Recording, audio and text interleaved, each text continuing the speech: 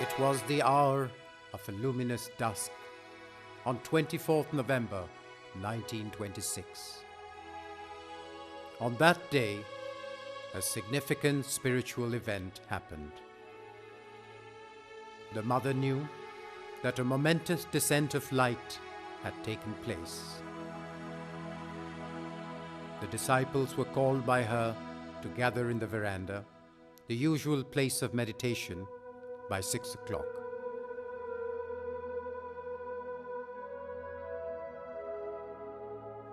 After the disciples had assembled in the veranda, the mother and Sri Aurobindo joined them. There was a deep silence. Silence absolute, living silence, not merely living, but overflowing with divinity.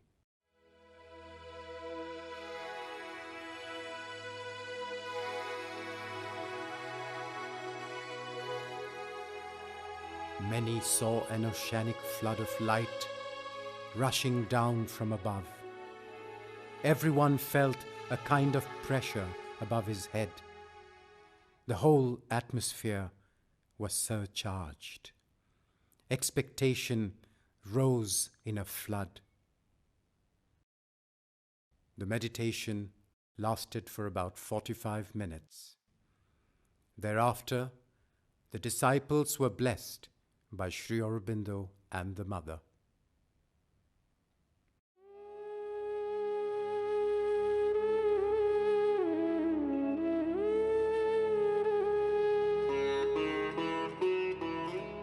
Explaining the significance of this day's event, Sri Aurobindo said, 24th November 1926 was the descent of Krishna into the physical.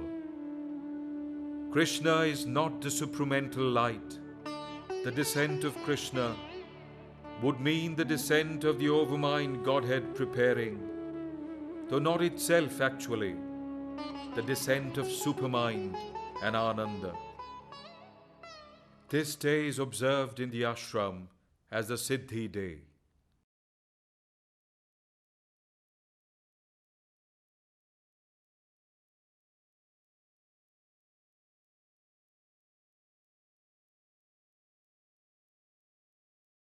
Later, the mother said, the 24th November is called the Day of Victory in remembrance of a very important spiritual event which took place in 1926.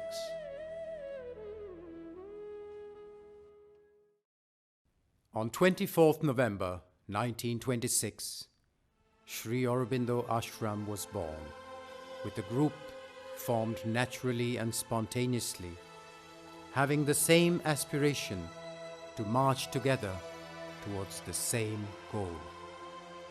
Describing the character of this ashram, Sri Aurobindo wrote, "This ashram has been created with another object than that ordinarily common to such institutions, not for the renunciation of the world, but as a center and a field of practice for the evolution of another kind and form of life, which would in the final end be moved by a higher spiritual consciousness and embody a greater life of the spirit."